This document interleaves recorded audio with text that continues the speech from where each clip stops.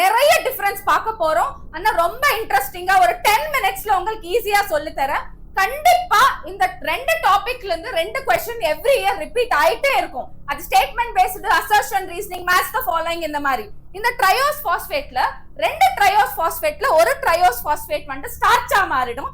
இன்னொரு triose phosphate வந்து regenerate ஆயிட்டு திருப்பி RUBPA ஆகும். இதுதான் ரீஜெனரேஷன். கண்டிப்பா ஒரு விஷயம் ஞாபகம் வச்சுக்கோங்க, ரீஜெனரேஷனுக்கு கண்டிப்பா நம்மளுக்கு ATP தேவை. இப்போ நீங்க C4 ஆசிட் வந்து அந்த மேலிக் ஆசிட் இல்ல ஆஸ்பாரட்டிக் ஆசிட் பிளாஸ்மோடெஸ்மேட்டல் கனெக்ஷன் மூலமா டிரான்ஸ்போர்ட் ஆயிட்டு உங்களுக்கு பண்டில் ஷீட் செல்ஸ்ல வரும். இந்த பண்டில் ஷீட் செல்ஸ்ல வந்து அந்த C4 ஆசிட்ல இருந்து கார்பன் டை ஆக்சைடு வெளியே எடுத்துடுவாங்க. அதுதான் டீகார்பாக்சிலேஷன் சொல்லுவாங்க.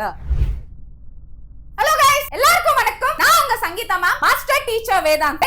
இப்போ நம்ம பார்க்க போறது வந்து one of the high weightage topic plant physiologyல இருக்கிற photosynthesis in higher plantsல C3 plantsக்கு C4 plantsக்கு இருக்கிற நிறைய டிஃபரன்ஸ் பார்க்க போறோம். ஆனா ரொம்ப இன்ட்ரெஸ்டிங்கா ஒரு 10 மினிட்ஸ்ல உங்களுக்கு ஈஸியா சொல்லி தரேன். கண்டிப்பா இந்த ரெண்டு டாபிக்ல இருந்து ரெண்டு क्वेश्चन எவ்ரி இயர் ரிப்பீட் ஆயிட்டே இருக்கும். அது statement based, assertion, reasoning, match the following இந்த மாதிரி. அதனால கண்டிப்பா நீங்க இந்த நோட் ஸ்கிரீன்ஷாட் எடுத்துக்கோங்க. இப்போ நம்ம வந்து 10 நிமிஷத்துல 10 மினிட்ஸ்ல நம்ம வந்து C3 ఇంకా C4 ரெண்டுக்குமே டிஃபரன்ஸ் நம்ம இப்ப பார்க்க போறோம். சோ गाइस, ஆரம்பிக்கலாமா? So now coming to the topic dark reaction. Dark ரியாக்ஷன்ல நமக்கு C3 சைக்கிள் இருக்கு, அதுக்கு அப்புறம் C4 பாத்வே இருக்கு. C3 சைக்கிள் டிஸ்கவர் பண்ணது வந்து Melvin kelvin after world war 2. அதனால தான் C3 சைக்கிள் வந்து கெல்வின் சைக்கிள்னு சொல்லுவாங்க.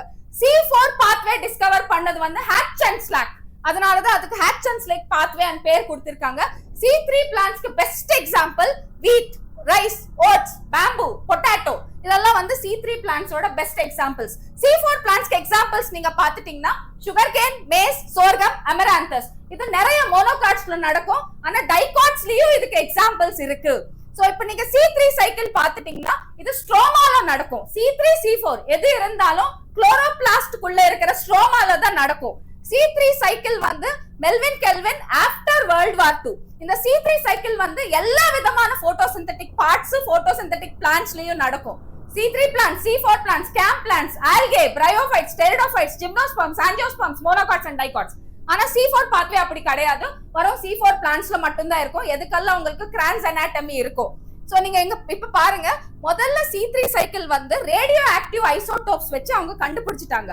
சோ C14O18 இது ஒரு ஆல்கேல கண்டுபிடிச்சிட்டாங்க, ட்ரேஸ் பண்ணிட்டாங்க. அந்த ஆல்கே தான் குளோரெல்லா. வரும் C3 சைக்கிள் மொத்தமா பாத்துட்டீங்கன்னா 3 ஸ்டெப்ஸ் இருக்கும். Carboxylation, reduction, regeneration. கார்பாக்சிலேஷன் என்னன்னா RUBP is the first carbon dioxide acceptor. இந்த RUBP வந்து 5 கார்பன் காம்பவுண்ட். ரொம்ப வருஷமா அவங்க என்ன நினைச்சிருக்காங்கன்னா இது வந்து 2 கார்பன் காம்பவுண்ட் நினைச்சிருக்காங்க.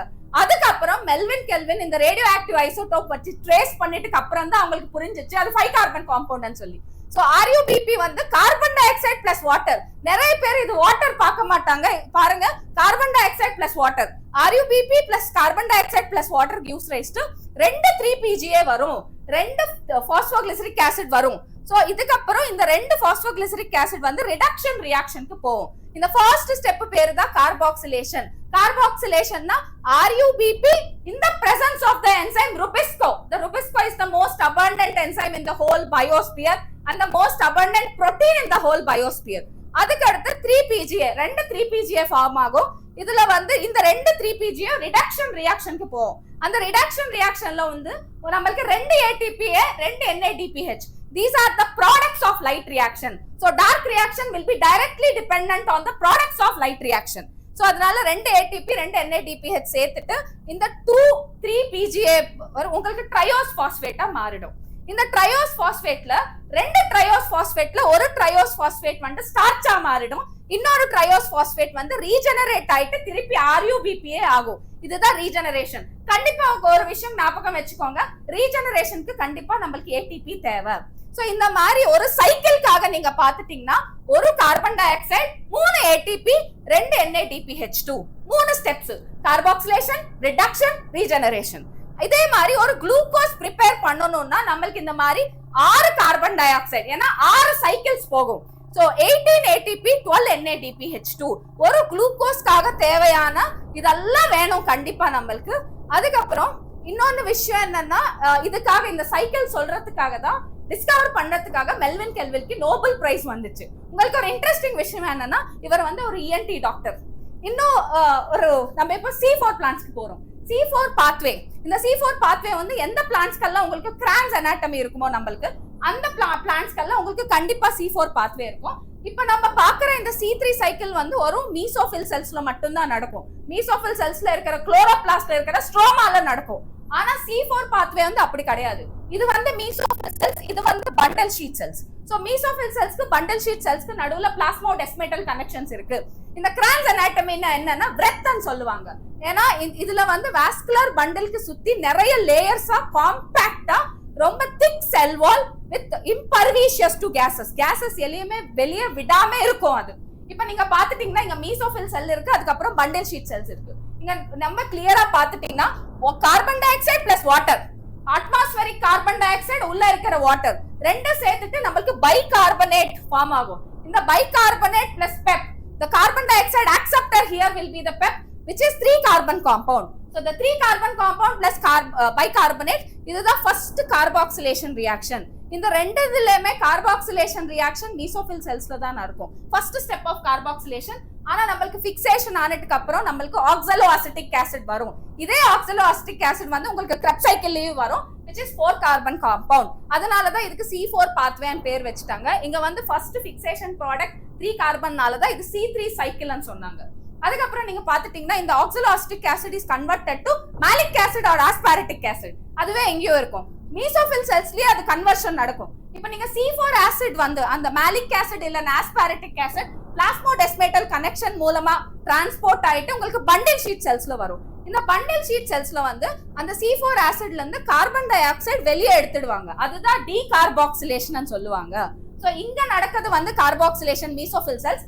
பண்டில் ஷீட் செல்ஸ்ல நம்மளுக்கு டீகார்பாக்சிலேஷன் நடந்துச்சு. இந்த டீகார்பாக்சிலேஷன் இந்த கார்பன் டை ஆக்சைடு வந்து இந்த கெல்வின் சைக்கிளுக்கு போகும். அதுக்கப்புறம் நீங்க பாத்துட்டீங்கன்னா இந்த டீகார்பாக்சிலேஷன் நடந்ததுக்கு அப்புறம் நம்மளுக்கு C4 ஆசிட் C3 ஆசிடா மாறிடும். இந்த C3 ஆசிட் தான் பைருவிக் ஆசிட். இந்த பைருவிக் ஆசிட் திருப்பி பிளாஸ்மோடெஸ்மேட்டல் கனெக்ஷன்ஸ் மூலமா திருப்பி மீசோஃபில் செல்ஸ்க்கு டிரான்ஸ்போர்ட் ஆயிட்டு இந்த பைருவிக் ஆசிட் வந்து திருப்பி பெப்பா ரீஜெனரேட் ஆகும். இதுக்கு 2 ATP தேவை. நீங்க டிஃபரன்ஸ் பாத்துட்டீங்கன்னா இங்க வந்து உங்களுக்கு 18 ATP 12 NADPH வேணும். ஆனா இங்க வந்து 30 ATP 12 NADPH வேணும். அந்த எக்ஸ்ட்ரா ATP வந்து இந்த பைருவிக் ஆசிட் பெப்பா ரீஜெனரேட் ஆகணும்னா கண்டிப்பா தேவை. சோ அதுக்கப்புறம் C3 சைக்கிளுக்கு C4 பாத்வேக்கு டிஃபரன்ஸ் பாத்துட்டீங்கன்னா C3 plants are 20 to 25 degrees Celsius குள்ள அது கார்பன் ஃபிக்சேஷன் பண்ணிடும். ஆனா C4 வந்து டிராபிக்கல் பிளான்ட்ஸ் ஹையர் டெம்பரேச்சர்லயும் நல்ல கார்பன் டை ஆக்சைடு ஃபிக்சேஷன் பண்ணும். So 30 to 40 degrees Celsius which is higher temperatures. இது வந்து C3 பிளான்ட்ஸ்ல வரும் மீசோஃபில் செல்ஸ் மட்டும் தான் இருக்கும். அந்த மீசோஃபில் செல்ஸ்ல வரும் கிரானல் குளோரோபிளாஸ்ட் தான் இருக்கும். ஆனா C4 பிளான்ட்ஸ் பாத்துட்டீங்கன்னா உங்களுக்கு mesophyll cells bundle sheath cells. Mesophyll செல்ஸ்ல வந்து கிரானல் குளோரோபிளாஸ்ட் இருக்கும். பண்டல் ஷீட் செல்ஸ்ல வந்து A கிரானல் குளோரோபிளாஸ்ட் இருக்கும். இந்த மாதிரி டைமார்பிக் குளோரோபிளாஸ்ட் உங்களுக்கு C4 பிளான்ட்ஸ்ல இருக்கும். மீசோஃபில் செல்ஸ்ல வந்து கிரானல் குளோரோபிளாஸ்ட், பண்டல் ஷீட் செல்ஸ்ல வந்து A கிரானல் குளோரோபிளாஸ்ட். அதுக்கப்புறம் செல் டைப், இதுல வந்து ஒரே ஒரு செல் டைப் இருக்கு, மீசோஃபில் செல்ஸ் மட்டும்தான். இங்க வந்து உங்களுக்கு 2 டைப் ஆஃப் செல்ஸ் இருக்கு, mesophyll cells bundle sheath cells. இங்க பாத்துட்டீங்கன்னா ரெண்டுலயும் ஃபர்ஸ்ட் கார்பாக்சிலேஷன் மீசோஃபில்ஸ்ல தான் நடக்கும். அதுக்கப்புறம் இங்க RUBP is the first carbon dioxide acceptor. இங்க வந்து PEP is the first carbon dioxide acceptor. RUBP is the 5 carbon compound and PEP is the 3 carbon compound. So PGA is the first stable product which is 3 carbon compound. Oxaloacetic acid is the first stable compound which is 4 carbon compound. அதுக்கப்புறம் இது வந்து RuBisCO இங்க இருக்கும், இங்கேயே இருக்கும், 2 இடத்துல C3 ல இருக்கும், C4 ல 2 இடத்துல ருபிஸ்கோ இருக்கும். ஆனாலும் இங்க வந்து மீசோஃபில் செல்ஸ்ல ருபிஸ்கோ இருக்கும். இங்க பாத்துட்டீங்கன்னா பண்டல் ஷீட் செல்ஸ்ல ருபிஸ்கோ இருக்கும், மீசோஃபில் செல்ஸ்ல பெப்கேஸ் இருக்கும். சோ அதுக்கப்புறம் ஹைலைட் கண்டிஷன்ஸ்ல கார்பன் ஃபிக்சேஷன் கம்மியா இருக்கும். இதுல வந்து ஹைலைட் கண்டிஷன்ஸ்ல கார்பன் ஃபிக்சேஷன் நல்ல ஜாஸ்தியாவே இருக்கும். So photorespiration in low light conditions ரெண்டுலயுமே நெக்லிஜிபிள். லோ லைட்ல ரெண்டுலயுமே கார்பன் டை ஆக்சைடு ஃபிக்சேஷன் நடக்காது. இங்க பாத்துட்டீங்கன்னா ஹைலைட் கண்டிஷன்ல கார்பன் ஃபிக்சேஷன் இங்க வந்து ஜாஸ்தியா நடக்கும், இங்க வந்து நெக்லிஜிபிளா நடக்கும்.